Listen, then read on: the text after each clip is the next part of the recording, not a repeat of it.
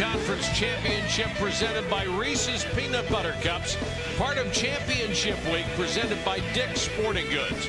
Today, the Rutgers Scarlet Knights take on the 5th-ranked and defending national champion, Louisville Cardinals. Earlier today, Houston upset number 25 SMU 68-64 in part thanks to this great Tayshaun Thomas block shot. He had 14 points. L.J. Rose had 16 to lead the upset. Last night, it was the Mack and Jack show for Rutgers. Miles Mack carried the Scarlet Knights in the first half. He had 16 points overall, while Kadeem Jack came on strong in the second half and finished with a game-high 18 in the win over the USF Bulls. Take a look at the bracket here in Memphis. Houston awaits our winner in tomorrow night's American semifinals.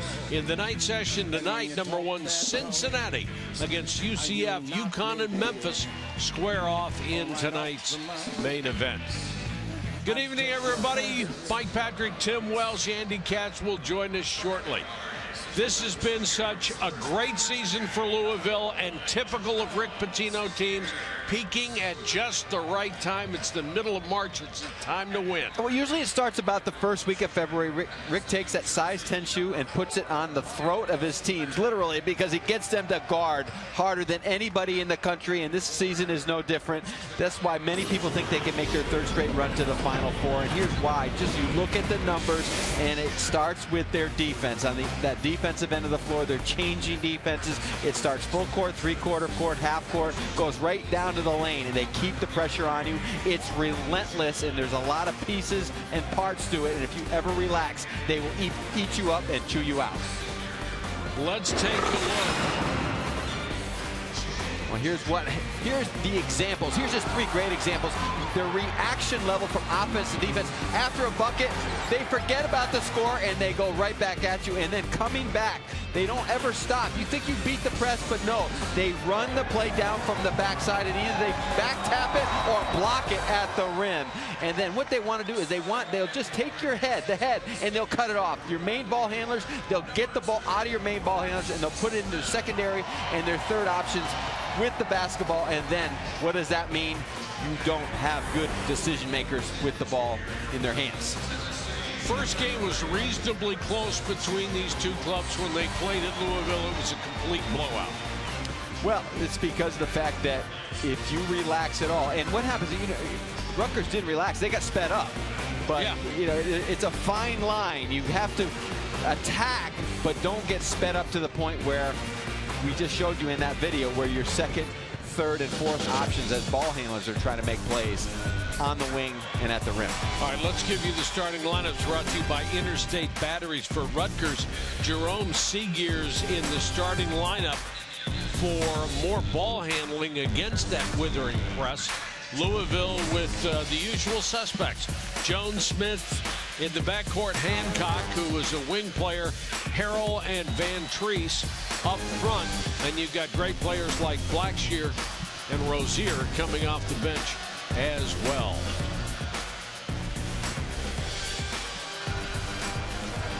Let's check in with Andy Katz. Andy?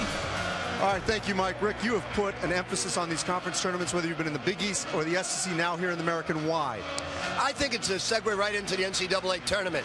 And the more you play back-to-back games, the more you focus on preparation with very little time. I like conference tournaments. Last time you played Rutgers, Eddie Jordan told me you guys really flustered them with a change in kind of trapping, pressing defense. What do you have in store for them tonight? Well, much of the same, but they're going to be better prepared this time around. Thanks, Rick. Okay. Back to you, Mike. Oh, thanks, Andy. Maybe much of the same, but not necessarily all of the same. Well, the only thing that will change is that it's here in Memphis. But what's changed for Rutgers, though, since that game is that they're a little bit more of a confident group. And Louisville will somehow, they'll knock the confidence right off the table early. But if Miles Mack, and you see Jerome Seegears in the starting lineup for Rutgers, because they know they need multiple ball handlers against this pressure. You cannot play with 1 or just 2 ball handlers. You need 3 or 4. So Rutgers is going with their guard-strong offense and lineup this afternoon. No matter how badly you may have beaten them the last time, you can't discount the talent of a Miles Mack and a Kadeem Jack.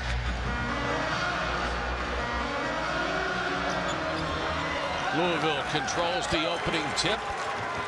Hancock gives it up to Chris Jones. Hancock has been shooting so much better in the second half of the season. Back to his form of being the most valuable player in the Final Four. Immediately off that tip play in the bucket, you'll see that the shot clock did not reset. Rutgers has to be organized. They can't rush the ball inbounds and have players up the court in spots where they're not spaced and have that ability to flash in from the weak side. You have to attack one side and then go quickly back to the other side of the floor to try to beat these traps. That was Eddie Jordan's thought coming into this game, that you can go side to side and frustrate the press, and you've got to slow down rather than speed up, which is counterintuitive, but he's right. Well, and sometimes the misconception is beating this pressure, and then you think you've done your job, but you haven't. It's more so in the half court, because they'll go from the press back to their zone, and they'll mix and match their traps. And here you just see the aggressive man, but activity with the hands and ball pressure at a premium for Louisville's defense. 13 to shoot. They haven't even gotten into their offense yet. Russ Smith. The lob, and 2 Louisville players are there. Who gets credit for that one? I think it's going to be Harrell.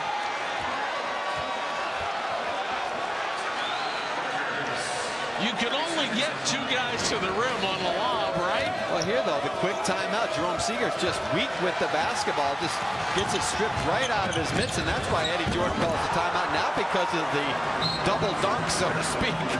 It was just the weakness of Seeger's with the basketball, and Rutgers might as well mail it in. If they're going to play weak with the ball out in the midcourt area, one-on-one with the reason Jerome Seegers is in the starting lineup is not because he's played well as of late. It's because he's really their only true other point guard type.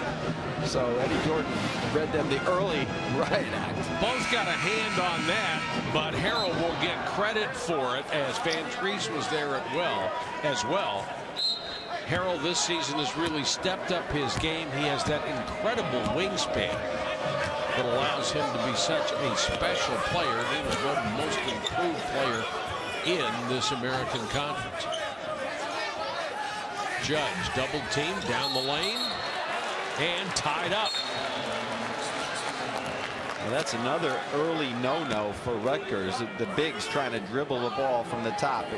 Maybe Kadeem Jack can do it, but Wally Judge needs to keep the bounces on the floor to a minimum. Good job by Hancock to tie him up. Jack calling for the ball in the lane. Instead, they'll go deep to Miles Mack. It's another piece of Louisville's defense. Total denial on baseline out of bounds. Mack with the jumper, and he knocks it down. Miles Mack is going to be a huge key to Rutgers' chances tonight. He is a clutch scorer. And also, defensively, has to be very active. And Seegers as well, guarding Smith and Jones. Hancock got away with a little push off and then buries the wide open jump shot. Hancock has been the X factor now that he's back from the injury and played with a good rhythm to his game in the last month or so of the season. Strained his Achilles in November, and that really slowed him down. But he looks like he's 100% now. Louisville with the early 6-2 lead.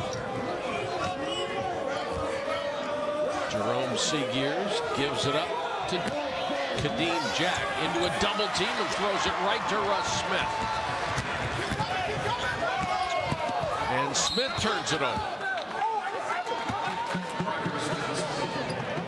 Again, we've seen Rutgers big men twice. First Wally Judge and now Kadeem Jack try to dribble the basketball, and it's not a one-on-one situation. It's not Wally Judge against Stephen Van Treese or Kadeem Jack against Harrell. It's against Louisville's defense. They will attack you from the backside as soon as the ball goes on the floor. There's always somebody else there. Moore, who had a good shooting night last night. Now this is Judge into the lane with a hook. Well, that's where Wally Judge should plant himself all afternoon long. Box to box, set some ball screens, and just do his work right around the rim. How effective could he be if he just stay out of foul trouble? That's a big if. He's fouled out of 12 games, so I guess you are who you are. Harrell with a jump shot at the baseline. Rick Pitino does not want him shooting a fadeaway shot. He said you're turning a 10-footer into a 14-footer, and Miles Mack buries the three to give Rutgers the lead. Nice response by the Scarlet Knights early. Well, going back to your point on Harrell, that's why he's become a monster of a player, a beast, is because he's done his work in the lane and around the basket, not floating on the perimeter. Hancock to Harrell, spun out on him, but he's right there for the rebound, right there again. Got the roll this time. Well, that's where he has just almost been unstoppable in the last month of the season, right at the rim. The power and the finesse combined. Three-pointer by Seagears. He's in the top 6 in the conference in shooting. Van Treese double team down low. He kicks it back outside for the wide open three. Well, an underrated piece of this Louisville resurgence, so to speak, 9 out of 10 wins, has been the ability of Chris Jones to fit in nicely with Russ Smith in the backcourt. A little bit uneven and disjointed at times earlier in the season, but now they are playing well together. His last 2 games, Jones has averaged 15.5 points a game. Smith, the leading scorer on the club at 17.5. Moore.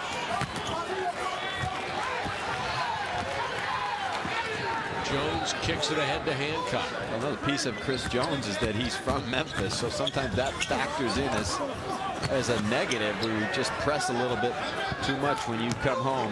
And desperately wanted to play here. Wanted to play for Memphis. They did not recruit him.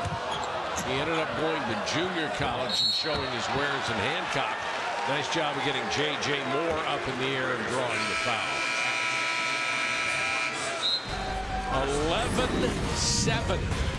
Louisville by 4. Who wants it? Who gets it? First in wins, Mike.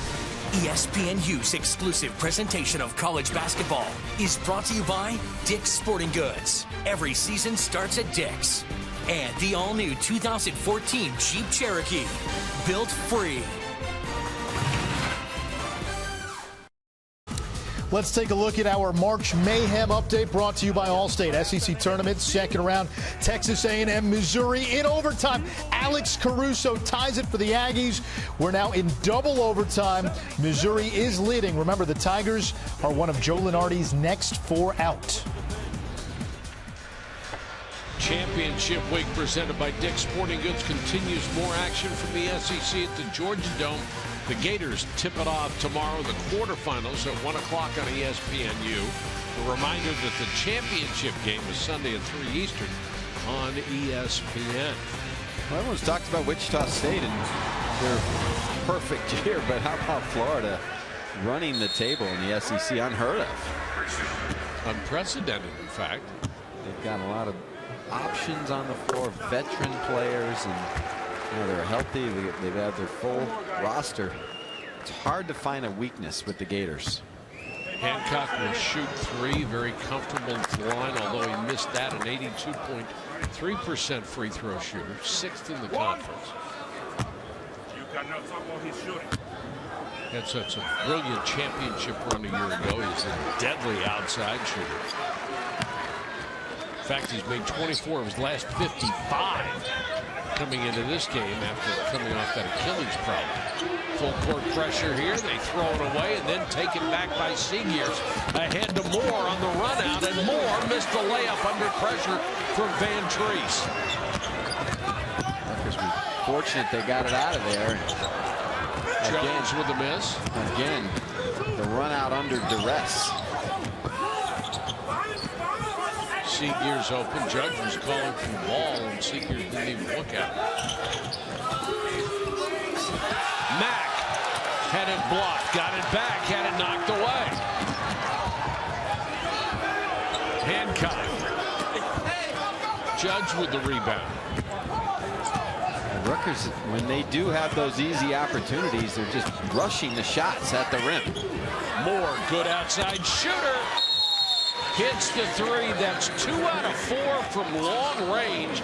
And Louisville, the #1 3-point shot defenders in the conference and 10th in the country. Well, the good penetration into the gap and then the skip and the ability to lock and load for J.J. Moore, who's played a lot of games over his career against Louisville when he played at Pittsburgh. And Rick Pitino just blasted Wayne Blackshear coming out of that timeout, just not understanding that he's got that shooter on his side of the floor. And you can help inside, but you better be able to recover back to the perimeter against Moore. Only 12 and 20 overall, 5 and 13 in the conference. Eddie Jordan, with all that pro experience and the ties to Rutgers, back as the head coach to take over a program that was mired in scandal. They've had 9 losses by 6 points or less in the last 4 have been in that category. Well, I've been impressed with Eddie because he stayed the course really during some brutal times this year where they've not looked organized and very disjointed. He just stayed the course with his philosophy, and it's paid off because they've played very well in the last few weeks of the season. Rozier got it to Mathiang, and Mathiang had someone get a piece of that one. So Rick Pitino going to his bench.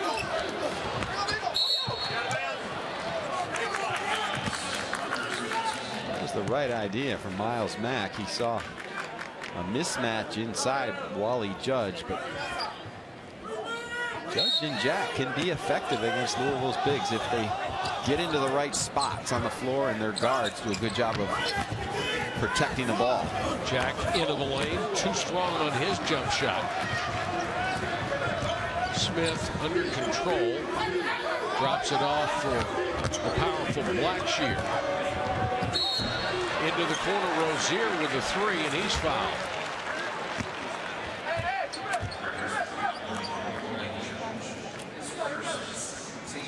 So Wally Judge goes racing into the corner and fouls a 3-point shooter. One of the reasons probably he has fouled out of 12 games this year out of 29. I don't know if I've seen anything worse than that. 12 out of 29. Yeah, I mean, that's the problem is when you have a guy that fouls that much, you know that there's some careless fouls that are in his pocket. And here on the driving kick, it's not even his man, and he just fell down into it. He's got to come out and close out under control as you come to the player. First of all, he should have seen that Miles Mack had the closeout. That's his man, and he did a good job of finding his way for the contest, but Wally Judge compounded the issue. Malik Kone checks in for the first time. Louisville leaving some points on the court right now. They missed some opportunities, and it's 15-10 Cardinals. And they back off the pressure on this possession. One of the few times Miles Mack will be able to bring it up unmolested. But then it comes back at you. It sure does. Jack, double team. Well, this defense is just relentless. And the stat that jumps out at you, Tim, is that every 4 possessions, they turn you over once. Well, here you see Rutgers, what they do, Junior Ito, is just backs up. And when the trap comes, you have to have the confidence as a ball handler to attack one of the trappers and be aggressive and burn that. Mack called for travel. The pressure is always there.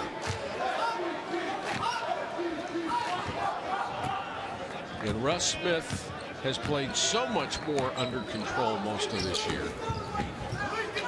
It's almost difficult to call him Russ-diculous anymore, although he'll pull out a shot at the end of a game that makes you think of that. Rozier, fine-looking freshman out of Cleveland, who is a 38% long-range shooter. And this is going to be a foul on Harrell. But going back to that Louisville basket, that goes to your point, Mike, of Russ Smith, just the mix and match to his game, and more under control, will take the shots necessary from the perimeter, but also running the team at times as a driving kick point guard. And Harrell called for another foul. That's 2 quickly on Montrezl Harrell out of Tarboro, North Carolina.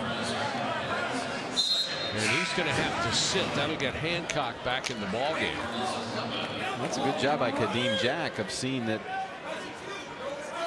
opening in the middle of the floor. That's how you have to attack their pressure. He's happier than Wally Judge and Kadeem Jack that Montrezl Harrell's out of the game. E2 trying to back in. He's double teamed and he lost it out of bounds. Well, there's no reason to give Junior E2 the ball there. There's nothing he can do with it. Just the guards have to get organized and get the ball reversed to the other side of the floor and make sure that Kadeem Jack gets some touches, especially with Harrell out of the game. The pressure makes you do a lot of bad things. It really does. You're just hoping to get rid of the ball sometimes. You throw it anywhere without any thought. That's exactly right. In normal circumstances, you're never going to give the ball to E2 15 feet away from the basket. But Louisville doesn't give you normal circumstances. Rozier looking for foul as he created the contact.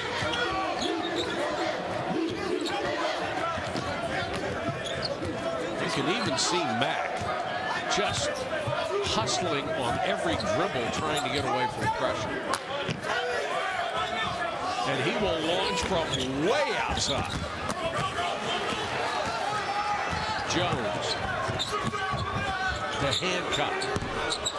In and out.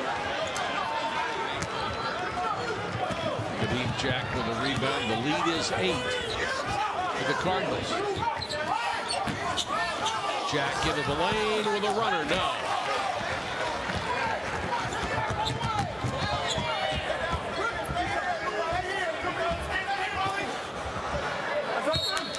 Trying to get it inside, knocked away. Louisville up by 8, 11:03 to go first half.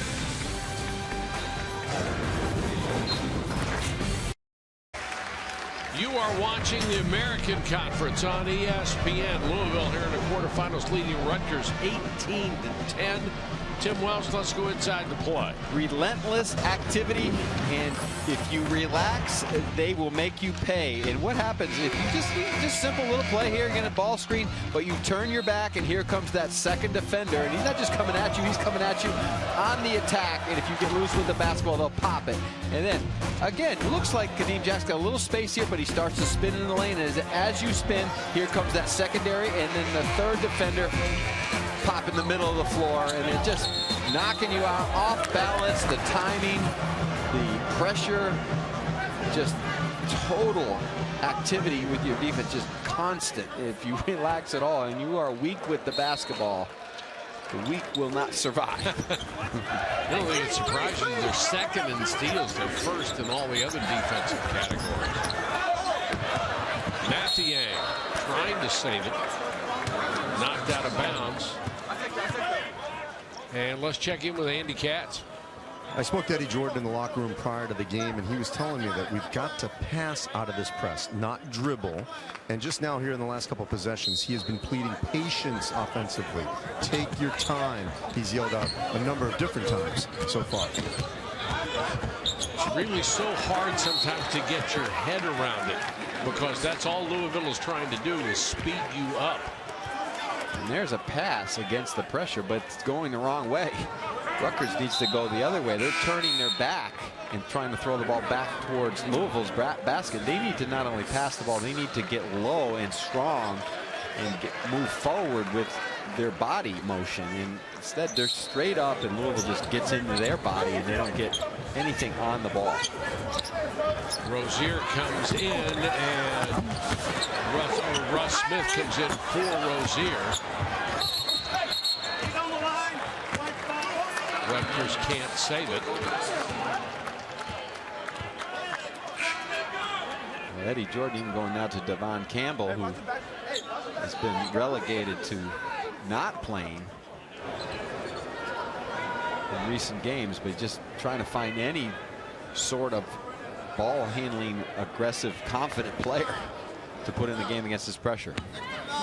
Campbell, the junior out of Arlington, Texas, had averaged 5.5 points a game. His reputation was he was a great creator, so they're going for one more ball handler. Bad pass there, but Smith recovers. Whistle foul away from the ball. Check it. It was the shot clock did not run at the start of that possession.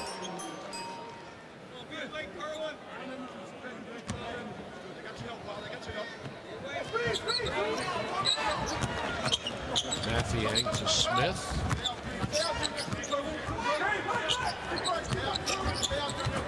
Jones open. Got it.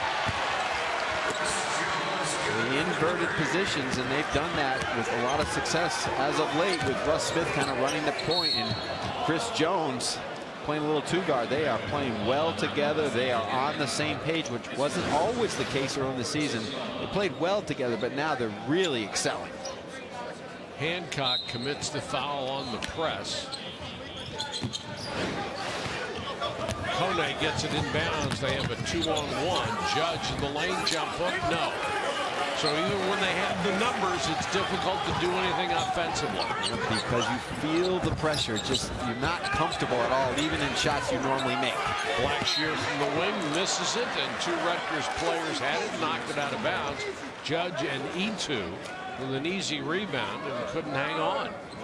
Louisville's in such great condition because they play this way every day. It's just over a period of 40 minutes, it just wears you out. You're not used to playing this style, and again, your shots come a little bit quicker than normal, and you're not used to playing under this type of duress. Mack had been getting a breather. He'll check back in. Smith so quick. Beautiful pass inside. Mathiang is fouled. Russ Smith over the last 6 weeks or so has made himself into not only a complete player, but a guy that makes point guard type plays, and he'll go periods of a game where he won't even look for his shot, just runs the point, runs it as a facilitator. When they need him to deliver buckets, he will, but this has made Louisville even more dangerous with his ability to play some point guard out there on the floor. How's this for a path to Louisville, Kentucky? Mathiang was born in the Sudan, migrated to Melbourne, Australia, came to the United States, played 1 year of high school ball. Now he's in Louisville. I guess there is not a direct flight from Louisville to Sudan. He wakes up every day, goes to practice, and he has this New Yorker in his face, getting him to play relentless defense. Wasn't getting enough block shots, wasn't getting enough rebounds to keep a starting job. Rutgers has missed 9 of its last 10 shots, by the way, almost all in part to this pressure defense. And another turnover. Must look like they're playing 6-on-5. Jones open. Too strong. The Louisville's defense is built on hand activity, not only relentless movement of the body, but you see they're just getting their hands involved, and they're getting a lot of deflections and tipped passes. And Rutgers, they don't have a lot of skilled offensive players. Basically, Miles Mack and Jerome Seegers are their only guys that are good facilitators, and that's a recipe for disaster against the Cardinals. Blackshear so strong. Powers his way up, draws the foul. Kadeem Jack gets his first. This just is a man posting up and just power to the rim. And Blackshear, earlier in the year, Rick Pitino played him a little bit at the power forward spot, and he's showed that he has a post-up game as well. He's had shoulder problems throughout his career that has limited his upside potential. But boy, when he trots on the court, just take one look at him and everybody says, uh-oh. And he plays like that too. Rutgers led it 7-6. Louisville must have taken offense. They've gone on an 18-3 run. I Nice decision by Russ Smith. Didn't have the numbers and pulled up that Blackshear travel. Last year, the year before, Russ Smith would have popped a 15-footer right there. I can promise you that. Or put his head down and taken a degree of difficulty shot at the rim. Yeah. Going back to their defense, and this is Rick Pitino's MO over the years. They will take the head and cut it off, and that's what they're trying to do. They are attacking Miles Mack and getting the ball out of his hands. They're not letting him have any clean looks. Another one. Smith with a runner. Got the roll. Eddie Jordan wants a timeout, trying to stop this run, but he's almost helpless at this point. Louisville just all over Rutgers in a 20-3 spurt. You just see the length, harassment, the deflection, the relentlessness, and just the toughness to the ball, and then, of course, the finisher by the All-American. Championship week presented by Dick's Sporting Goods. We'll continue with more action from the Phillips 66 Big 12 tournament. You can catch semifinal action tomorrow night on ESPNU at 7, 9:30. The championship game, 9 p.m. Eastern. Andy Katz, what do you have? Well, Kansas is up 32-23 on Oklahoma State at the half, and I spoke with Ron Wellman, the NCAA Tournament Selection Committee Chair, about how they're going to view Kansas now that Joel Embiid is not playing this week in the Big 12 tournament and may not play next weekend. He says they're going to be in constant contact with Kansas to check his availability. He's out with that stress fracture in his back. But the good news for Kansas is if they win this game, then they've got that body of work and they've got wins without Embiid, and then it shouldn't hurt them in terms of their seeding. Great point. Great point.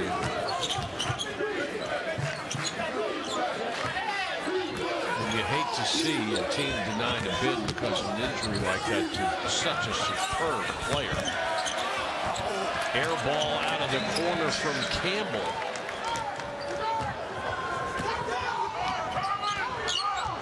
And this was Eddie Jordan's worst nightmare after they had a brief lead. Hancock. Van Treese got a hand on it, couldn't hold it.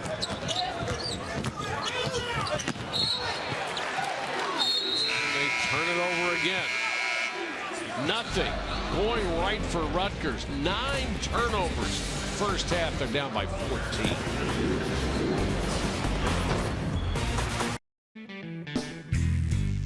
All great music is a blend, a mixture of roots and right now. Here in Memphis, rhythm and blues met rebellion, and rock and roll was born. Boom, boom, boom, boom. From Memphis, Tennessee, the birthplace of rock and roll. This is the American Conference Championship. You know what? If you have a city that loves music, barbecue, basketball, and Elvis, I'm good. And they're Tigers. I guess that goes with basketball. Yes, but it does. Louisville has come to play today, and tonight we've got a couple good matchups with the late game. And Houston waiting in the wings after their upset of number 25 SMU. And Tayshaun Thomas on the left, and some of his teammates watching this devastating Louisville press do its work. And Rozier scores on that possession to make it 28-12. Rutgers just can't even break the initial seal of the pressure to get Kadeem Jack involved at all, and that time's the first time they got him a clean look because of the fact Montrezl Harrell's been on the bench with 2 fouls, but no problem for Louisville because their action starts at half court, harassing Rutgers into tough shots. Smith, good ball movement as they go with 3 guards, and Chris Jones out of the corner. Been on fire his last 2 and really has a good looking stroke in this one. And here Blackshear nearly got the steal. It's like they know in advance where your next pass is going to go. Well, especially when you just throw loose passes out there on the floor, and everything's got to be short and of the bullet variety. They've got to be short, quick, and aggressive. Miles Mack is basically on an island right now for Rutgers. Double team, another dangerous pass. They play those gaps. Reverse won't work for Campbell. Jones, bucket, and the foul. Boy, oh boy. If there's any doubt how Chris Jones would play in his return to the championship here in his hometown, here it is. A lot of confidence, and Rick Pitino going with the 3 guards, and Rutgers just no resistance at the rim. Big-time programs aren't known for taking junior college transfers. Chris Jones went to Northwest Florida State College because he did not qualify academically at Tennessee, and because Bruce Pearl and his staff were fired there. And then he ends up being such a great player, National Player of the Year in junior college, and ends up at Louisville, and what an impact he's making. He has, and the adjustment period is never easy for a junior college guard to come into the highest level of college basketball, and he had his adjustment period early in the year, but I don't think there was any doubt that he would figure it out. I think he's just fine now, don't you? Absolutely. Another bad pass results in the turnover. Hancock, nice pass to Blackshear, who just got lost underneath. Rutgers just befuddled by the way this game is going. It's 35-14. And Eddie Jordan doing everything he can to try to stop the momentum. Louisville already has 16 points off of turnovers in this game. Well, for a while, it was the defense of Louisville that was just confusing Rutgers. Now, Rutgers just not matching up, just running back with their head down. No pressure on the basketball. Everybody's standing straight up. And for some reason, Wayne Blackshear just walks in to the lane and gets a layup. And Eddie Jordan says, excuse me, this effort is going to end our season quickly. Yeah, there can't be any circumstance where you're that wide open for that long. The turnover margin leads the NCAA, #1 out of 345 teams. They're already exceeding their season average here, and they're on a pace to exceed all of those metrics. Rutgers, 14 points, 10 turnovers in the first 13.5 minutes of this game. Nothing easy for the Scarlet Knights. Campbell tries to feed it underneath. We've got a tie-up possession arrow. Of course, we'll give the ball to Louisville. Well, Devon Campbell, in theory, is doing a pretty good job of putting his head down and dribble driving into the gap. But the problem is when he gets in there, he doesn't know where he's going. He leaves his feet, and first he threw up a wild shot in the previous possession. When he's got to look to kick the ball back out, maybe to a Miles Mack or a J.J. Moore after he draws attention in the middle of the lane.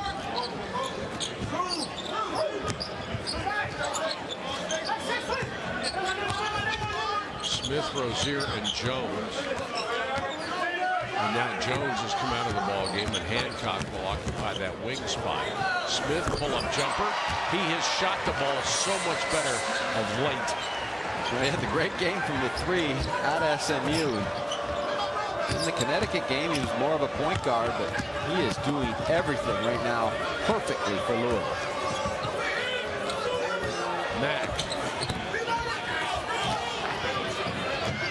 Smith tips it. Van Treese recovers. And Smith, that's whoa. Smith got away with using that free arm to push off.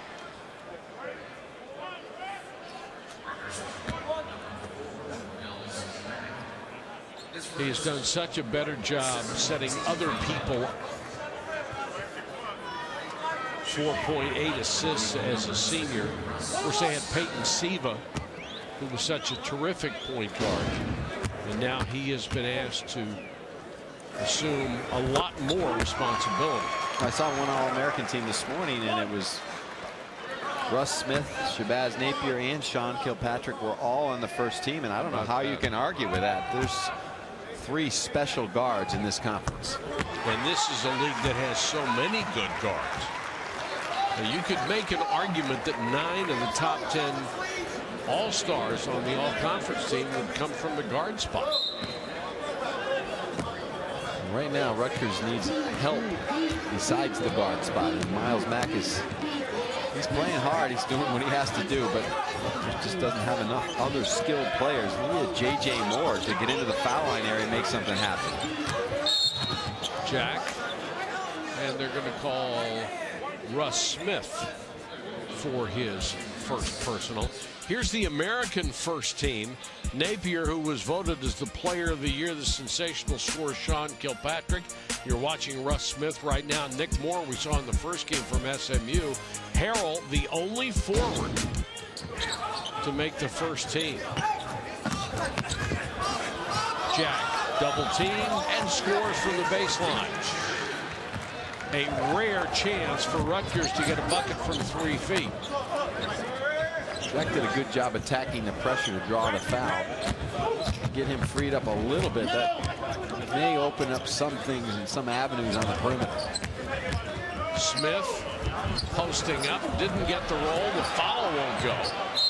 But it's tipped out of bounds off of Rutgers. Even the loose balls are not going their way. This is few and far between. An easy entry pass into the low box by Kadeem Jack.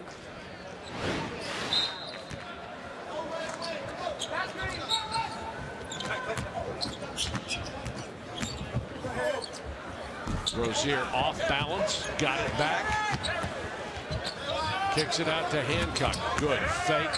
Hancock goes inside, off the glass, basket, and the foul.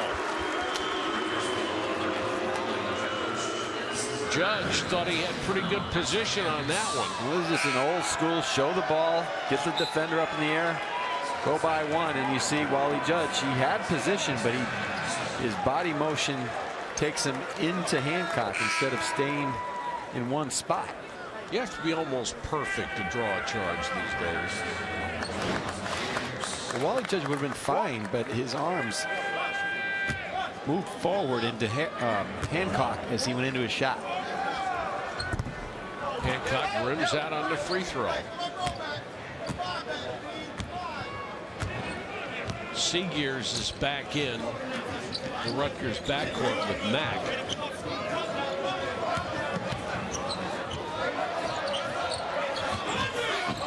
Just so hard to get a shot, let alone make one. Another turnover. Smith 4 on 2. And that one's knocked out of bounds.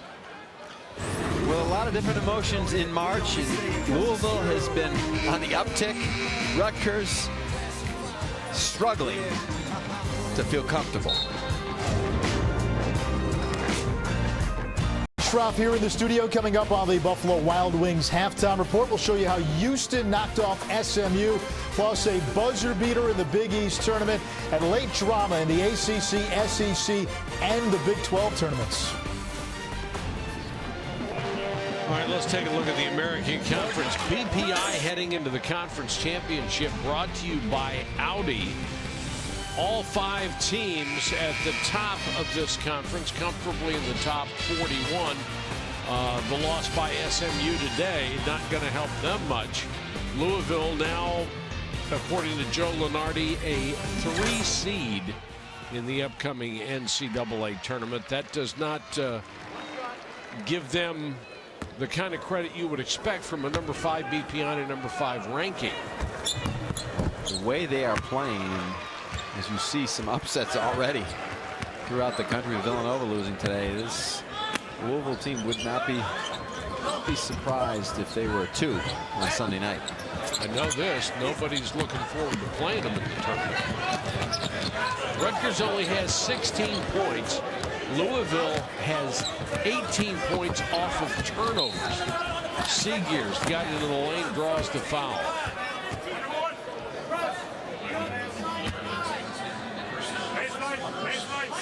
Foul is on Tim Henderson, who's in for the first time. Well, it just shows you what type of chemistry and confidence Louisville has playing pretty much this entire half, except for 7 minutes without Montrezl Harrell. Just thorough domination, but it's just defense. It doesn't matter who comes into the game, they play the same way. Yes, they do. Only 3.5 minutes to go first half. Rutgers played pretty well last night, but pretty well doesn't cut it against the Cardinals of Louisville and Rick Pitino's defense.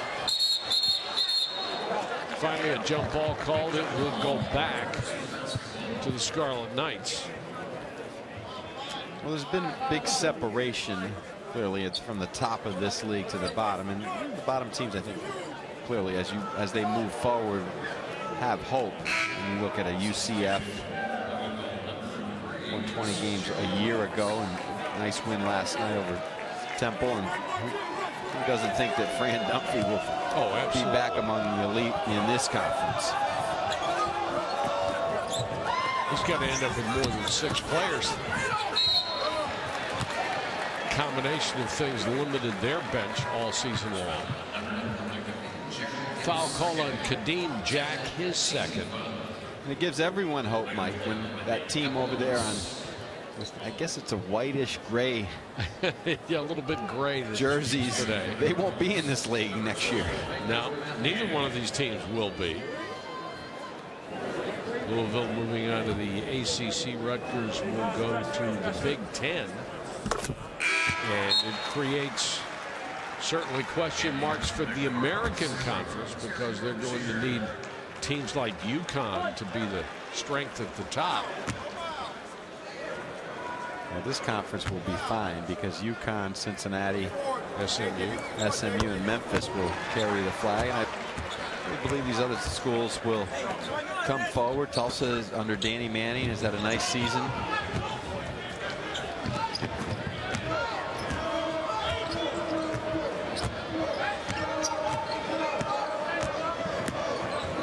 Gears brings it up and throws it away. How many times have we said that in the first half? Smith buries the 3. No, it's just bad basketball though by Rutgers. Seegers just putting his head down and just jumping up in the air with nowhere to go, no purpose. There's a reason he's on the floor. He's supposed to be a guard that's intelligent, but right now Louisville's pressure relentless. Kone out of the corner, bricks it. Run out to Smith. And he'll draw the foul on Seegers.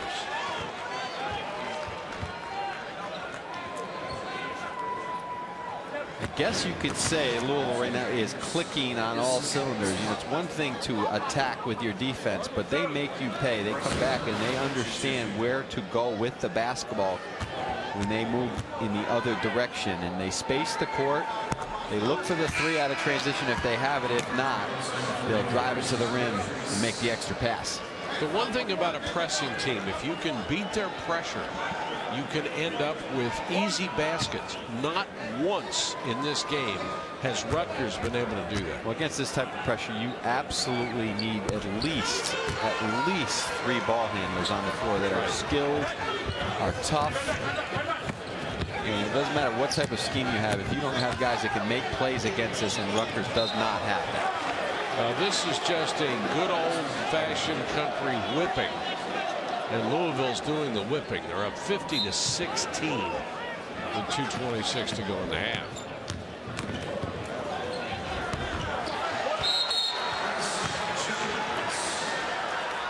Well, it's one thing, Mike, to not be able to handle the pressure, but when they bring the ball up after a dead ball, that's just awful defense by Rutgers. That's no defense. 26-5 overall, 15-3 in the conference. That tied for first. They're only the 2nd seed because of a coin flip. Their BPI, which is ESPN's new metric of team strength, far better than the RPI. The schedule strength, though, only 92. The losses at Kentucky, against Carolina, Cincinnati. They lost twice to Memphis. Why was Memphis so successful against Cincinnati, Tim? Well, they have the guards. They have the 3rd and 4th player on the floor that can attack and make plays against this type of pressure. And, you know, they play a little bit of a smallish lineup. Even a guy like Shaq Goodwin, who plays the 4-5 from Memphis, is a guy who can handle the ball against this type of activity. But look at those losses by Louisville. I don't think any of those teams would want to play them today, because they're a different looking team. Yes, they are. They are a dominant team. Mack dribbles out of a double team, and that's a travel. Kone travels, and there's no relief. Mack was in the double team, passed to Kone, and as soon as he turned his shoulders to try to square up, he was in a double team. This is not just a bad matchup for Rutgers. This is a bad matchup for a lot of teams. I mean, they just thoroughly thrashed a real good Connecticut team last weekend in the regular season finale, because Connecticut basically only has 2 good ball handlers. Gary Maxwell goes to the scorer's table and tells us that Mack received a technical foul to send Smith to the line. We don't. He did to get it. Well, there's a certain level of frustration level that sends you over. There's a tipping point, and Miles Mack has played with a lot of grit and toughness this afternoon, but it's tough when you're out there on an island as a ball handler trying to face this swarming Cardinal defense. I don't really know anybody that would look forward to it. Into the lane with a floater, Chris Jones. Boy, is he an impressive looking player. That's just way too easy though, Mikey. Just against the set defense, just driving right down to the middle of the floor, getting all the way to the rim. No one stepping in for Rutgers. Good job by Mack that time of being patient. He used that hesitation dribble short of the 10-second line. Now Seegers tries to get the ball inside, throws it away. Another run out, and Mathiang missed the dunk. But that's the way this game is going. They get the rebound, the follow, and a foul too. Well, Jerome Seegers just throws the ball away, makes a ridiculous pass, and he doesn't even run back on defense. And I'm sure Eddie Jordan saw that. If I'm him, I'd sit him, put his warm-up on, and say, you've had a nice afternoon. Don't come back in if you're not going to give the effort. And Seegers will sit. Rozier will go to the free throw line. Mathiang a little embarrassed with the inability to flush the wide open dunk.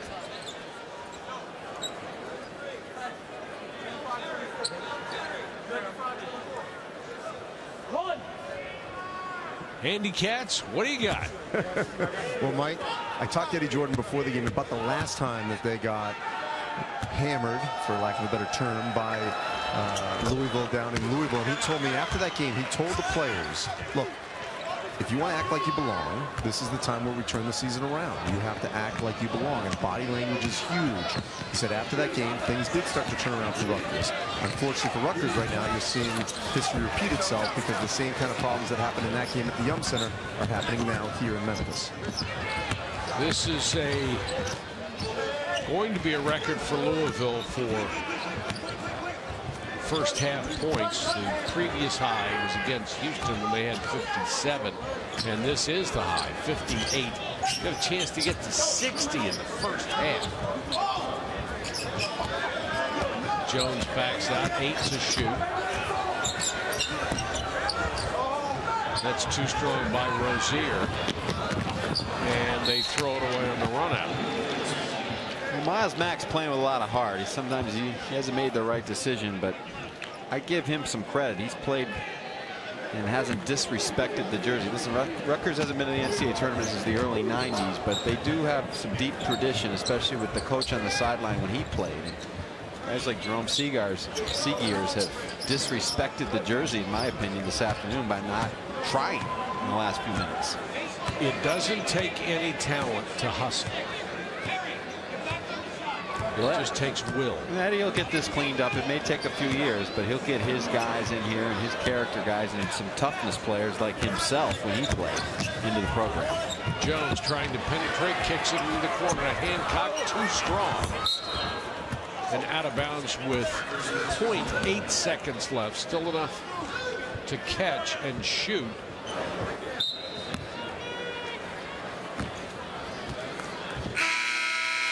Mack from three-quarter court. The end of a brutal first half. Louisville has forced more turnovers than points allowed. I'm not sure I ever saw that. Andy Katz, Rick Pitino's got to be happy about this. All right, thank you, Mike. Well, Rick, how would you assess that first half performance?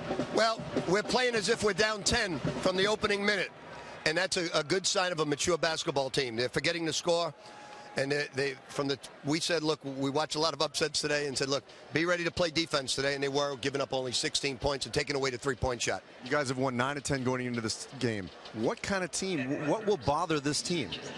I don't know. We're pretty flexible. You know, Montrezl Harrell didn't even play, and we went with Wayne at power forward. It didn't bother us. Played Van Treese. It's just a team that really focuses in on getting each other the ball and playing great defense.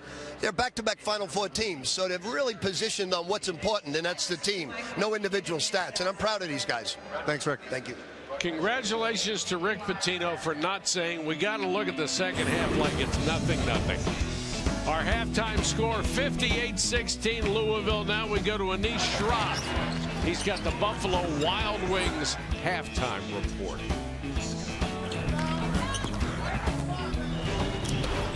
Well, welcome to the Buffalo Wild Wings halftime report. Eddie Jordan probably wants to burn the tape of the first 20 minutes. Rutgers 7 field goals, 17 turnovers, 13 personal fouls.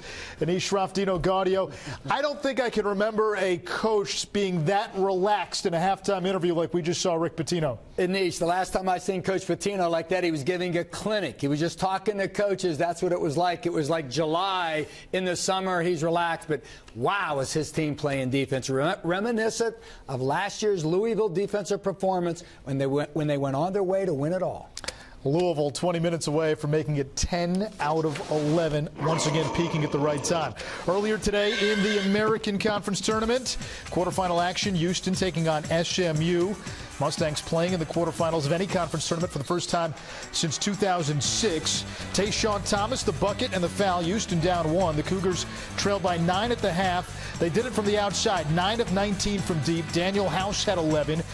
SMU 50% from the field in the first half, just 20% in the second half. And Nick Moore has torched Houston in the prior 2 games. A combined 44 points. He was 0 for 9 today. Houston did a nice job of shutting him down. Tayshaun Thomas, 14 points, 9 rebounds, 4 assists. Houston now with 3 wins against a ranked opponent this season. The last time they had as many as 3 wins against a ranked opponent in one season, 83-84 when Akeem Olajuwon, without the H, it was just Akeem Olajuwon back then. 5 slamma jamma. Houston will get the winner of Louisville Rutgers. Quarterfinals of the Big East Tournament, Seton Hall against the regular season champ Villanova. This one had Broadway-worthy drama. Nova up by 2. Seton Hall goes up by 1 on the Jaron Cena 3. He had 3 threes. Next possession for the Wildcats. Darren Hilliard, spin move, leans in. Nova by 1. 3.7 seconds to go. Sterling Gibbs going to be the hero. And Hilliard was on defense. He hit the big shot, which you thought was the game winner if he just could have defended here. And you talked about it before. It was almost like the Pitt game with UConn. Kemba Walker, the step back. So Villanova, a team that was eyeing a 1 seed, falls to Seton Hall 64-63. Joe Lunardi says Nova still a 1 seed, but now they could get past. Meanwhile, Seton Hall's win makes things tougher for Providence and/or St. John's. The winner of that game probably has to win the Big East Championship to get to the dance. Because a win, if they can get it over Seton Hall, is only a 140 RPI. Doesn't help them at all. On to the ACC. Second round from Greensboro, Florida State and Maryland. The Seminoles, one of Joe Lunardi's next 4 out. According to Joe, if the Noles lose, they'd miss the tournament. Des Wells, 2 of his 18. That's a goaltend. Maryland trying to claw back from an 11-point deficit. Jake Layman, throw it down. He had 15. We're tied at 63. 20 seconds left. Maryland down by 2. Florida State. Costly mistake here. Monte Brandon fouls Wells. Can't hand check a guy anymore. Why reach? Hand on his hip and he reaches from behind. 2 free throws later, Maryland ties it, but Boris Bojanowski, bullwinkle. Florida State wins it 67-65. How about the game Bojanowski had in each? 12 points, you saw the last 2, and 12 rebounds. So Florida State, a bubble team. Big opportunity tomorrow if they can knock off Virginia. Boy, if they can knock off Virginia, the #1 seed in the ACC, a number 12 RPI team, that would be huge for the Seminoles.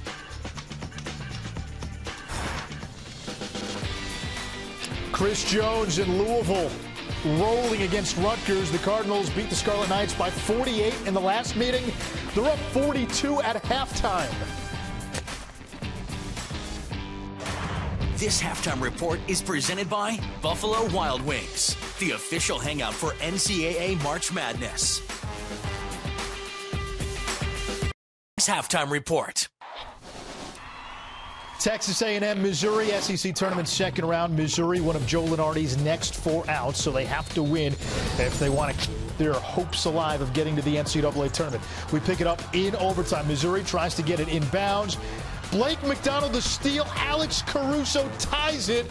We go to double overtime. How about Blake McDonald? He's averaging 5.6 minutes a game. The senior makes the play of the year for A&M so far. Senior walk-on for the Aggies.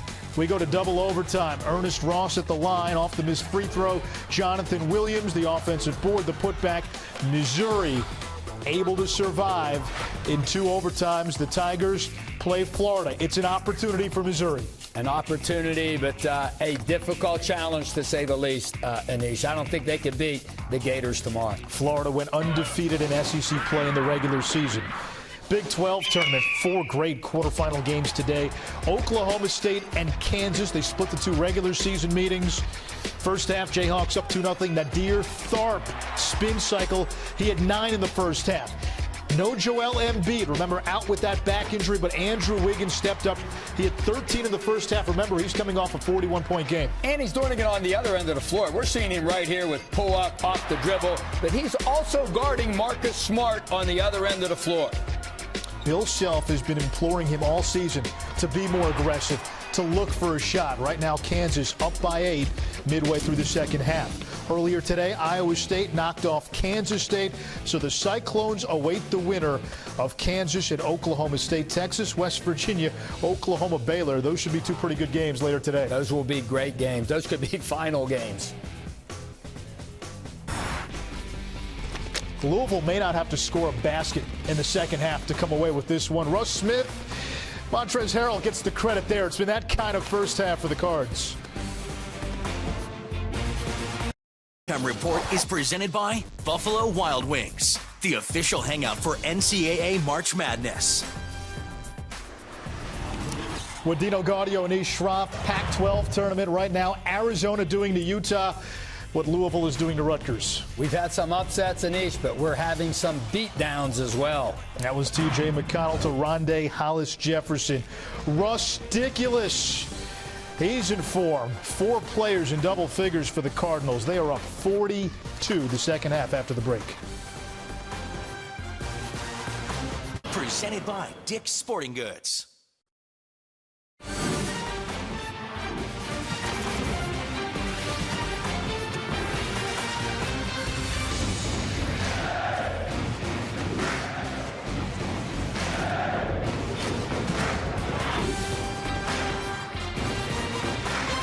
Welcome back to the 2014 American Conference Championship presented by Reese's Peanut Butter Cups as part of Championship Week presented by Dick's Sporting Goods. This is about as ugly as it gets. 7 field goals made for Rutgers. They have turned it over 17 times, which is the number of fast break points the Louisville Cardinals have. As a coach, what do you say to your team in the Rutgers locker room? You know, you've got to try. That's the first thing. And Rutgers has not had every member of their unit out on the floor give 100% effort. But the bad news is that the pressure defense will keep coming. Here it is. You split the trap. You think you're in good shape. You've got 2 pair of hands on the outside, and on the inside you got the big guy denying the passing lanes. And then if you pick up your dribble, no thank you. You are going to get chewed up, spit up, and eaten up by that relentless defense. And then on the trap. You see tracing the basketball, the long arms. They follow the ball with their long arms and their mitts and cause another turnover, and then just attack. And then you finally break the press, Mike, and you think, okay, good things may happen, but no, bad decision. You take a shot from beyond where Reggie Miller would feel comfortable. That's what Rutgers' problem is, and they have to play another 20 minutes against this. Andy Katz, what can you say, pal? Well, Mike, you asked the question about what Eddie Jordan said to the team, and I'll tell you, because I asked him the same thing. He said, first of all, it is about pride. And we got to check to see what we have right now. He says we're in a bad way right now, both mentally and emotionally. So we've got to get that under control here in the last 20 minutes of the season. He said tactically we've got to actually slow things down, take care of the basketball, make better decisions. That's what he said. Yeah, pride is a great word to use in this situation. And Louisville's defense, by the way, allowed 16 points in the first half. 16. And forced 17 turnovers. Well, the good news normally when you're trailing like this is the other team will just kind of sit back, relax a little bit, and let you coast home and get the W. But that is not the case from any Louisville team. They will keep attacking this. They will come out like it is 0-0. And you can't blame them. They're trying to get ready for the NCAA. It doesn't matter to them what the score is in this game. You could understand if they kept it on forever. Moore with a jump shot missed everything. Well, it never matters to Rick Pitino. Whether it's a practice or an exhibition game, or if they're up 40, he will get on the walk-ons to play that type of relentless defense. Harrell back in with 2 fouls, and a good job by Kadeem Jack inside defensively. Now Jack at the other end trying to penetrate and draws a foul. One of the great Rick Pitino stories that just goes to the point of his relentlessness as a coach. When Jeff Van Gundy was his grad assistant way back in the days at Providence, he used to have to practice with the third team, and he called Jeff in one day, and Jeff thought he was coming in to get an assignment for video or scouting. He yelled at him for 15 minutes because he didn't have enough deflections in the practice the day before. So if you put the uniform on, you are going to play one way for 40 minutes for that man right there. And deflections to them is a big statistic, isn't it? It's everything. That means you are up and at him and playing pressure defense. And it's not just one. And as we saw at halftime, it's 2 guys, 4 arms, and then you beat one set of defender and another one comes right in your grill. Smith and Jones will start at the guard spot in the second half. And Harrell has the pass go right through his hand. And Rick Pitino is going to try to tell his team they've got to focus here. Well, you think Montrezl Harrell would be focused. He only played 7 minutes, believe it or not, in that devastation of the first half. So he's got to get himself back in groove.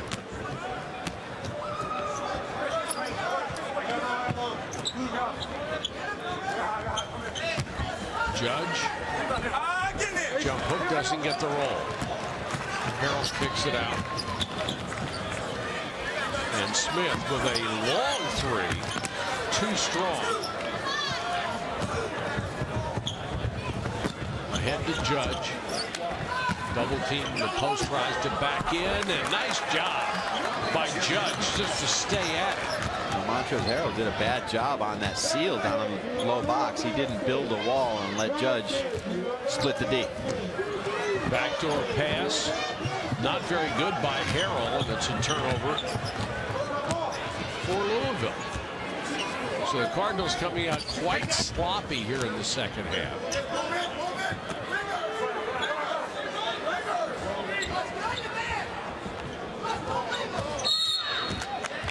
Moore is fouled by Chris Jones. You can also understand, just from a human standpoint, not a coach-player relationship, but just as human beings, it's tough to keep your concentration when you have pounded somebody in the first half. Absolutely, and that's why Rick Pitino is up, and he will not let that happen. So Harrell a little bit has come out a little sloppy on both ends of the floor. Judge kicks it over for a wide open 3, and the jumper knocked down, and an outside shot for Rutgers is Miles Mack. Hits it. got to feel good for Mack. Good dish to Harrell, and he's clobbered as he goes to the bucket. That's on Judge. It's his 4th and puts him on the edge of his 13th disqualification this year. Again, Chris Jones making plays for other people on the floor, being a distributor, a guy that's so hard to guard in the half court when they come up and run that flat ball screen, or they have the court space with their shooters on the perimeter with Hancock on one side and Russ Smith on the other. That gives Chris Jones a lot of opportunity to dribble drive into the gaps and find his bigs slash into the rack. Montrezl Harrell under 50% at the free throw line this year, just about his only weakness. He's only 6'8", but they measured his wingspan at 7'6". That's why he's so effective in their pressure, is that not only he's long and thick, but he has that ability with his feet to move from the inside of the defense out to the perimeter to guard a wing. Craig Brown in the ball game. Judge lost it on the way up, and he's fouled. Chris Jones picks up his 2nd. So Judge will go to the line. The senior started his career at Kansas State, transferred, sat out last year. Rick Pitino will not let these guys relax, and if this type of loose play continues, you will see him start to incur and deliver some of his wrath to some of these guys, even with the wide margin. You're not trying to make too much of it, but this is where bad habits develop when you're not playing with as much intensity as your coach wants and what you are able to give. And here's sloppy ball handling by Jones, and he turns it over. Mack back the other way. Good look from the outside by Moore. Can't hit the shot. Well, we talked about in the first half, Miles Mack has come out, and he has not disgraced the Rutgers uniform at all or been in a bad way, as Eddie Jordan told Andy. It's just he hasn't had enough help and support. He's played his heart out there on the floor. He's been frustrated at times, but played pretty hard. Kadeem Jack, point blank, can't hit it. Never going to get a better look. Hancock back the other way. Jones, Hancock for 3, got it. Got such a beautiful touch, never rushes the shot, and he always seems to be open so he can stand there almost flat-footed and take it. Again, though, created by the dribble drive into the gap, the drive and kick offense. Harrell knocks it ahead to Hancock. Hancock with a lob for Harrell. How's that for unselfish? I'd say they're back on track in a timely fashion just before the under-16 timeout. They don't want to have to go over and hear anything. Mack, he'll try a 3. Judge kept it alive, but not right into the hands of Russ Smith. Harrell, what a catch. He's isolated on Mack.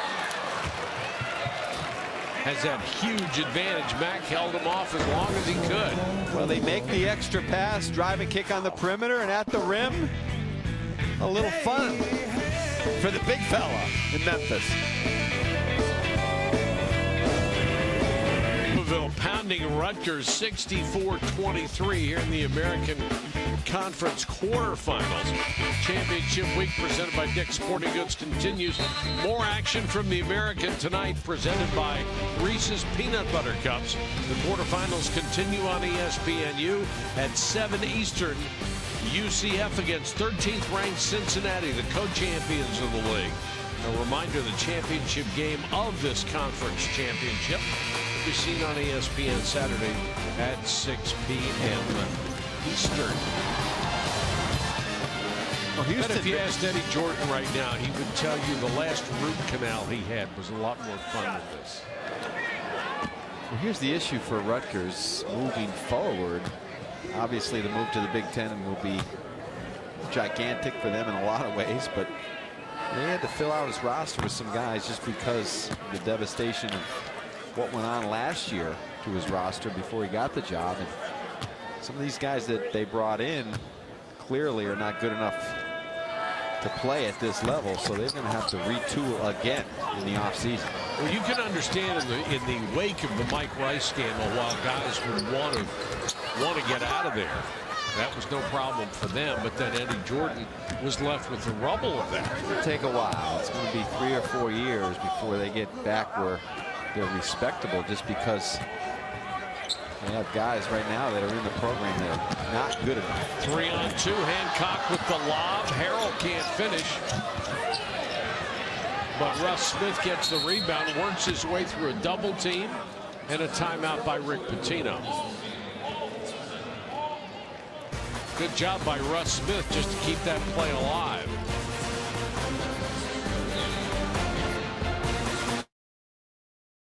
Welcome back to Memphis for the American Championship. We're in the quarterfinals. Louisville handing it to Rutgers right now, 64-23. Let's take a look at the awards handed out yesterday here in Memphis for the American Conference, a conference that I think surprised some people. So good at the top. Shabazz Napier, Player of the Year in the conference. Mick Cronin wins Coach of the Year. Justin Jackson, the great shot blocker, Defensive Player of the Year. Austin Nichols, the rookie. Michael Dixon Jr., Sixth Man of the Year. The Most Improved Player, Montrezl Harrell. And if you watch him play, you can understand why. And the Sportsmanship Award goes to Sean Kilpatrick of Cincinnati, who also made first team All-Conference. Houston gets the Team of the Day award so far with their big win over SMU. Very impressive style down the stretch, making a lot of big plays. Tayshaun Thomas with the block on Marcus Kennedy to secure the win. But James Dickey had his squad ready today against their interstate rival. Harrell, nice pass to Russ Smith. Gave it to the guard on the bounce.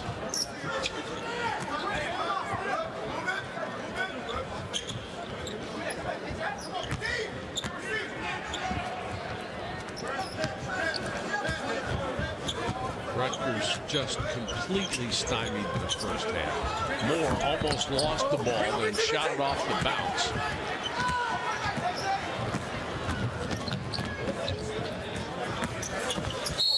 Smith goes down hard, draws the foul.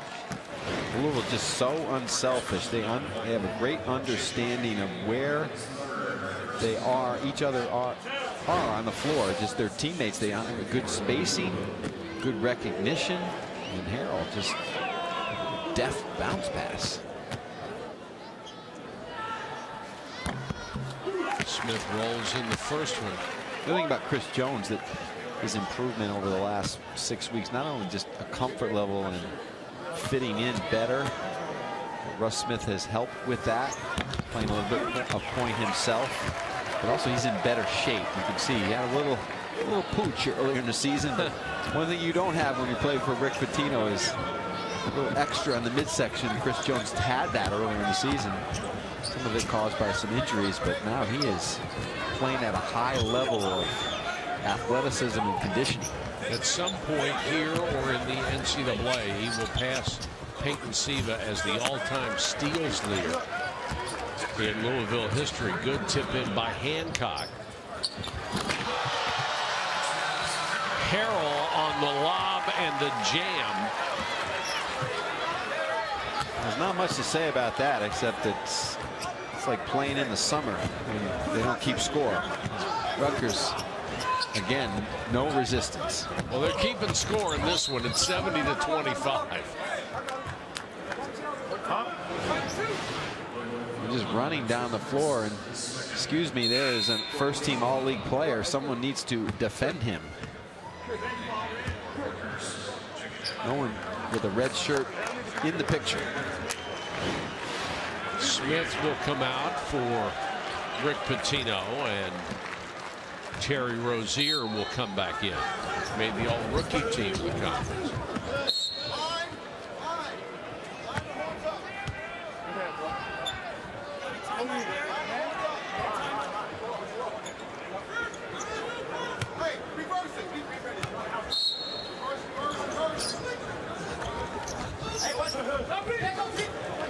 inbounds pass tipped and stolen by Rozier. Goes to Hancock, and he's fouled. Greg Lewis checks in, picks up his first personal.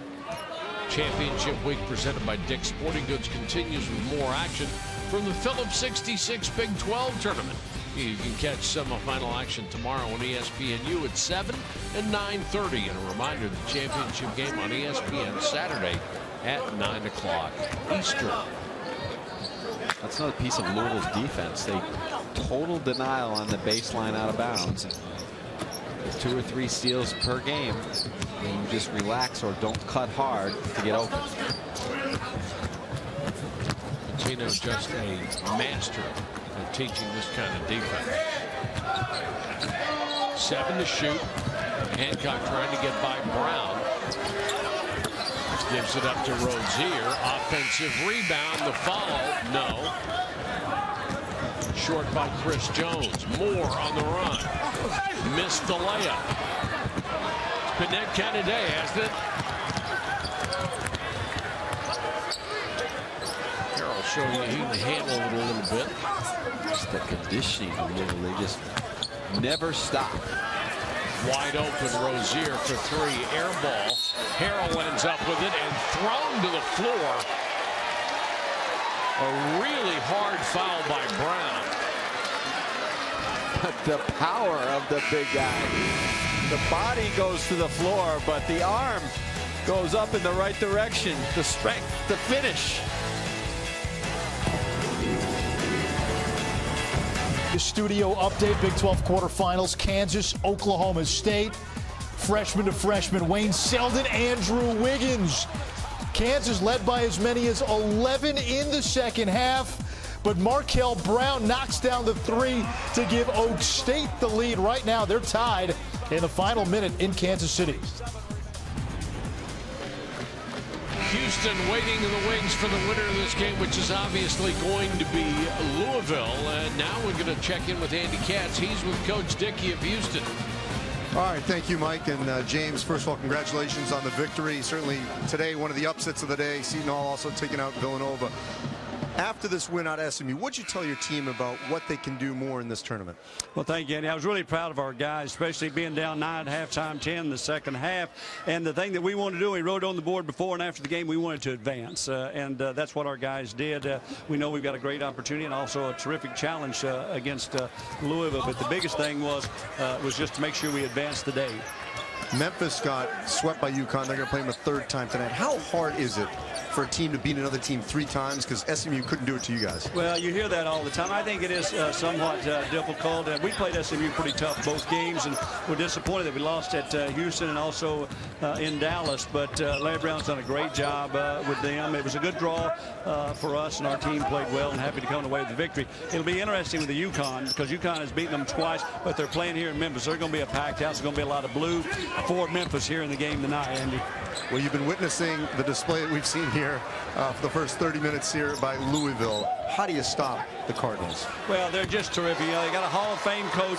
They've got great players who've been into a championship. What they do, their pace is relentless. You really have to understand as best you can to take care of the ball because they are the best in the country at creating turnovers and then converting into baskets. In the first half of their 58 points, 46 of those points came off second chance shots and off turnovers, and their guards were terrific. 4 players on the perimeter in double figures the first half. So what are the 2 or 3 key points that you're going to have to stress tonight and tomorrow leading into that semifinal matchup?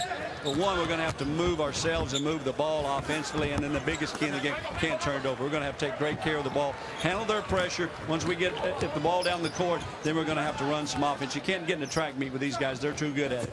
They've been on quite a roll, winning 9 of the last 10. It'll be 10 of the last 11 after this goes final. What have you seen from Louisville in terms of their improvement the last month or so? Well, Coach Pitino's teams always play well this time of year. I was so impressed with their win at Dallas. Coach Brown's team had not lost a conference game at Moody. They went in there and they got down 14 in the first half, and then Russ Smith was terrific. He was sick in that game, but he was outstanding. But their team, their defense, they stuck to their game plan. They did what they did. They come back. I thought that was a great performance by the Cardinals on the road. For Eddie Jordan to go into that locker room down as bad as they were, I mean, how do you handle a situation like that when you're a head coach and you know you have no shot to come back in the second half? Well, we had the same thing happen to us at Louisville. They jumped on us early. They hit 11 threes in the first half. They had us down bad. What you've got to want to come back out and do is just try to play it by possession, not get sloppy. Try to run your stuff, make good plays. You know you're out of the game. You're not coming back, but you just want to make sure that you take good care of the ball as best you can and don't get sloppy. You know, you're in year 4 of 5. That's never a great situation, but you guys had a great performance today. How critical was this tournament sort of for the future of the program and for you? Well, I thought it was just a big win because of what where SMU was at, and they were ranked, and we'd had an opportunity to beat UConn at home, Memphis at home, and then to get into the semifinals was big for us. We haven't been as consistent as we need to be. We haven't played well on the road, but I was happy for our guys. They did a great job today. Thomas, with the banged-up knee, comes up with a huge block, as we talked about after the game.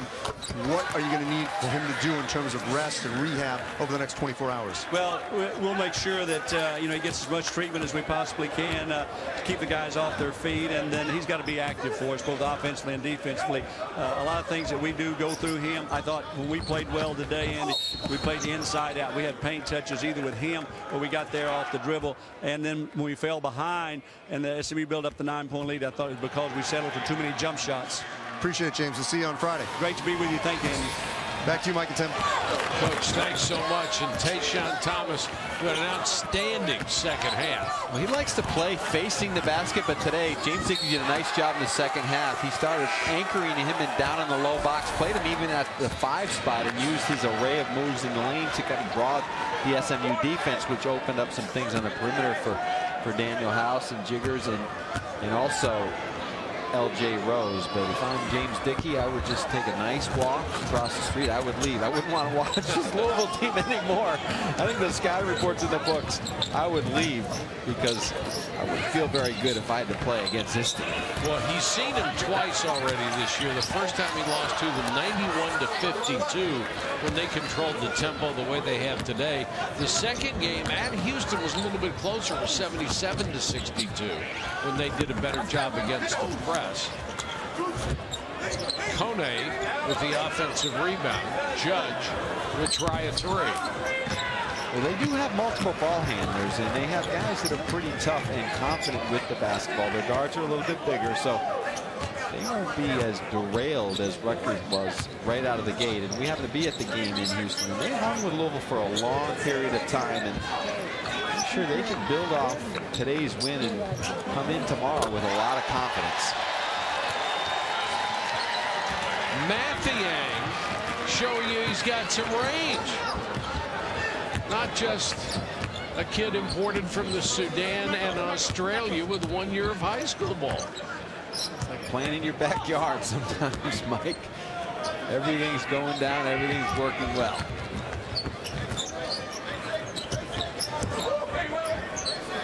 Judge.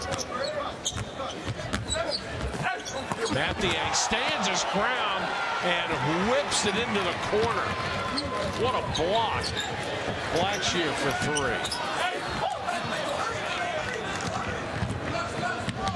Campbell. And Campbell past the block attempt, able to get it up off the window. Don Campbell, junior college guard that they brought in last spring, and showed some signs earlier in the season. Incapable, but clearly out of desperation today, he's getting some minutes. And his minutes had been cut severely near the end of the season. Judge doesn't get the roll, and it's knocked out of bounds by the Cardinals. 83-28, Louisville in total control. ESPNU's exclusive presentation of college basketball is brought to you by Dick's Sporting Goods. Every season starts at Dick's.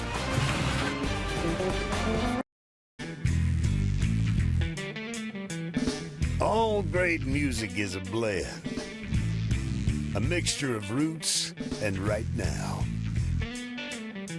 Here in Memphis, rhythm and blues met rebellion. A boom, boom, boom, boom. And rock and roll was born. How. It It's the same concept for a conference, really. Color and character of different schools. What a pass! Joining forces and voices to make something new. From Memphis, Tennessee, the birthplace of rock and roll. Boom, boom, boom, boom.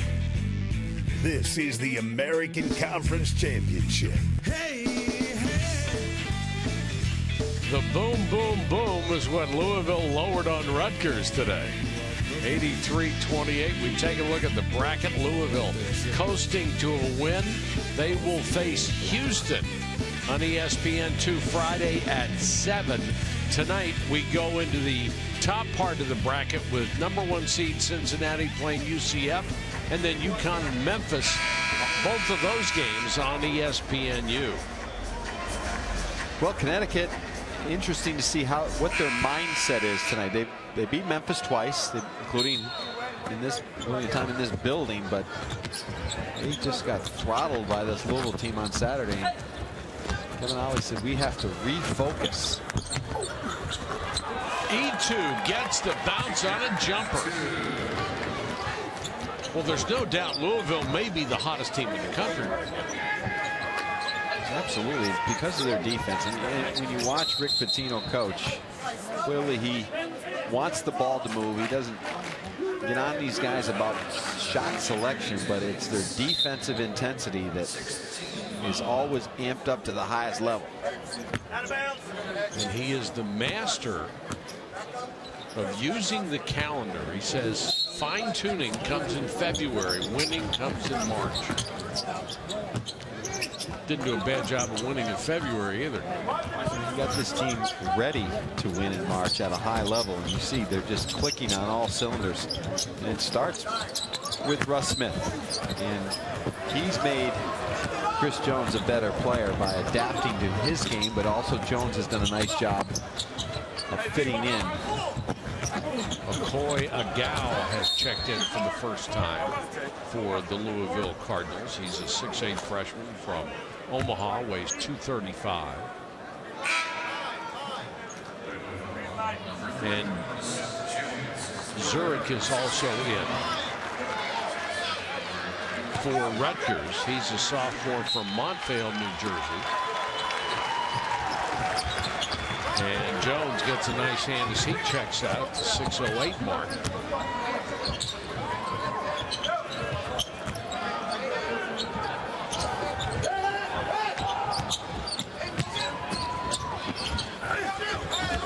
Tough fadeaway shot. E2 unable to hit it. Rozier back the other way, and Blackshear pulls up from 15. Blackshear, Rick Pitino did this in the first half with Montrezl Harrell in some foul trouble. He'll move to the forward spot. They'll play some 3 guards, so they've experimented with different lineups, so they can adjust to different matchups as they move forward in the NCAA tournament and this weekend as well. Excuse me, 3-on-2. They didn't take the shot. And now Agau will put it up and miss.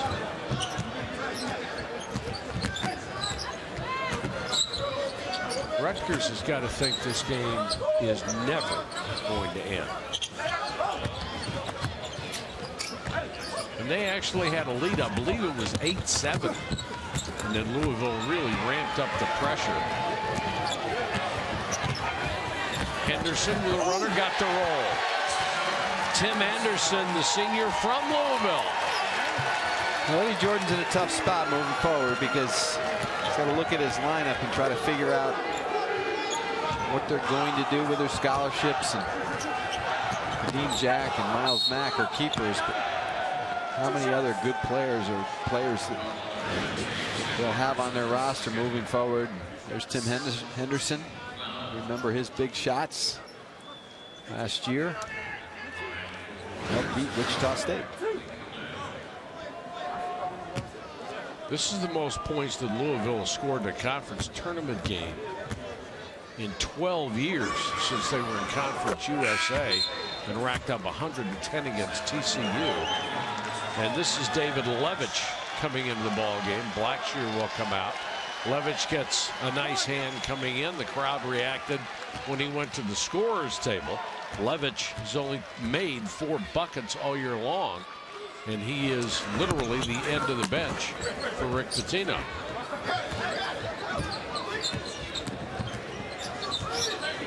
Full court pressure from Rutgers.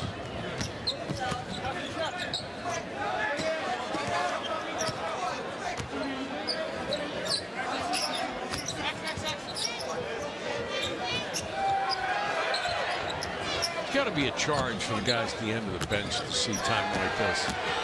Well, especially this early in the game. And not being told not to shoot it. Just go ahead and run the offense.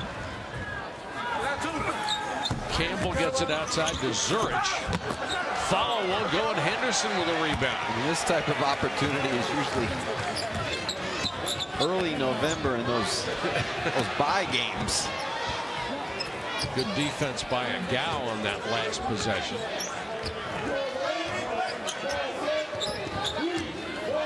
Rozier left alone. He'll hit his jump shot.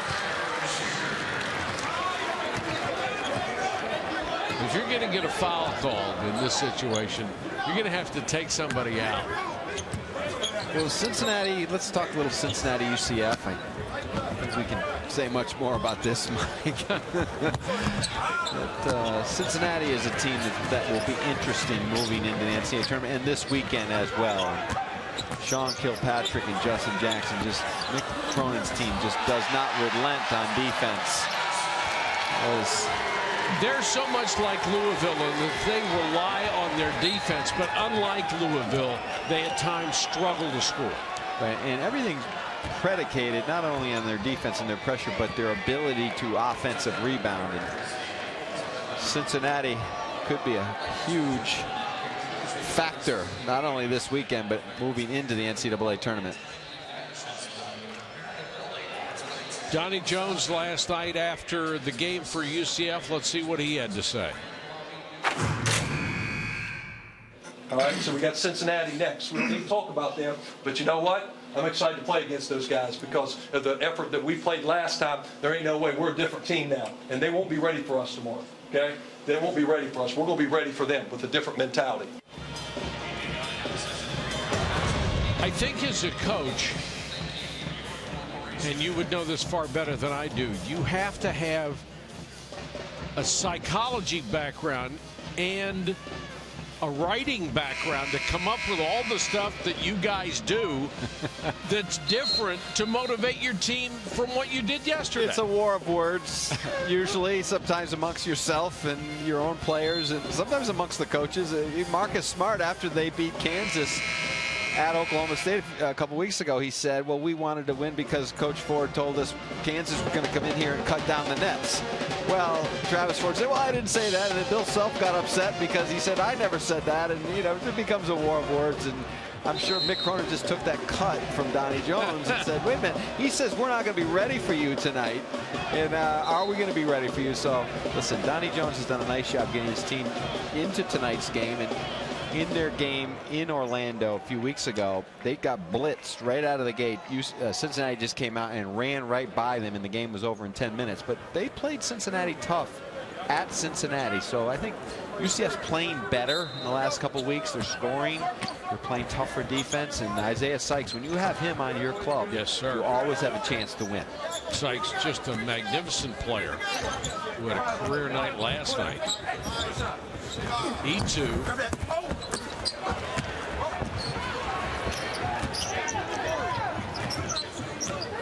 Van Treese very quietly does a nice job, doesn't he? Well, he does the lunch pail stuff. He runs the offense through the high post, sets a lot of good, solid, big man type screens, blocks out. He doesn't need the basketball to be effective, and he puts his nose into the tough man plays. Agal throws it away. 2:18 left in this one. Villanova, the 1 seed in the Big East tournament, knocked out by Seton Hall earlier today. Kansas, the 1 seed in the Big 12 tournament, pushed to overtime by Oak State. Perry Ellis, the tip. Jayhawks up 4 in OT. Andrew Wiggins has 30 in this one. You are watching the American Conference on ESPN. We are in Memphis, where Louisville has just put on a show in the quarterfinals, hammering Rutgers 92-31. No one for Rutgers in double digits, as you might expect. And after they led, I believe, 8-7, they were just crushed. It's one for the ages. Some of these numbers I've never seen. 6 assists, 26 turnovers for Rutgers.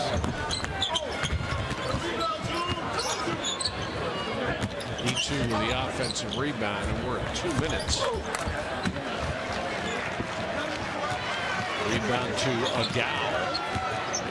Doesn't get to see too much time. Averages 0.8 of a point a game. This is Levitch, who averages 1 point a game. Levitch trying to increase that statistic. Henderson's already hit a 3 off the bench.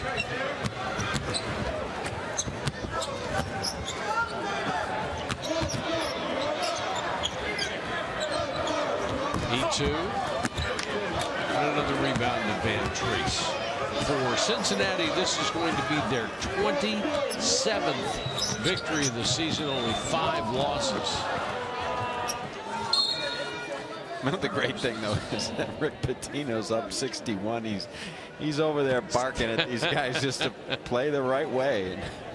Yeah, another lousy turnover. Levitch will hear it. There's no question about it. Right in the locker room. As soon as this ends, like, what kind of pass was that? You guys are never satisfied, are you?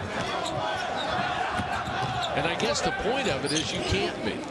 It's the way they play, and that's why he is who he is. That's why he's in the Hall of Fame.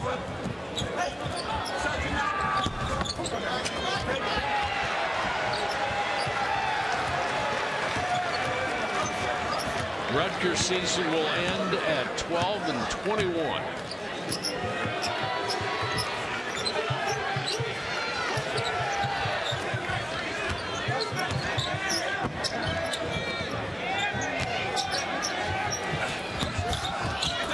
Henderson too strong on his 3. Van Treese kept it alive. Now back out to Rozier. Now this was a blowout, but tonight's game should be very good, competitive. Tremendous defense. UCF has the ability to score, and then high energy guards in the nightcap, Memphis and Connecticut. And the top 4 teams left in this tournament are terrific ball clubs.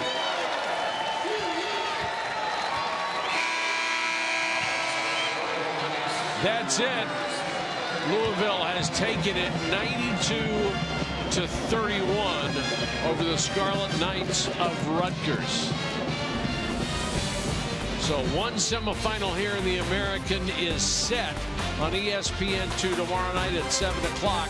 The 6-seeded Houston Cougars against the Cardinals of Louisville, who will try to replicate this outstanding performance. Tonight, number 1 Cincinnati against the 9th-seeded UCF. That's on ESPNU tonight at 7 o'clock. UConn against Memphis on ESPNU. That at 9.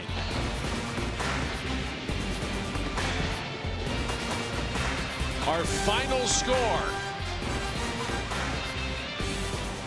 92-31 Louisville. Coming up next, the SEC men's and women's indoor track and field championships, the quarterfinals of the American Conference tonight on ESPNU. Good night from the FedEx Forum in Memphis.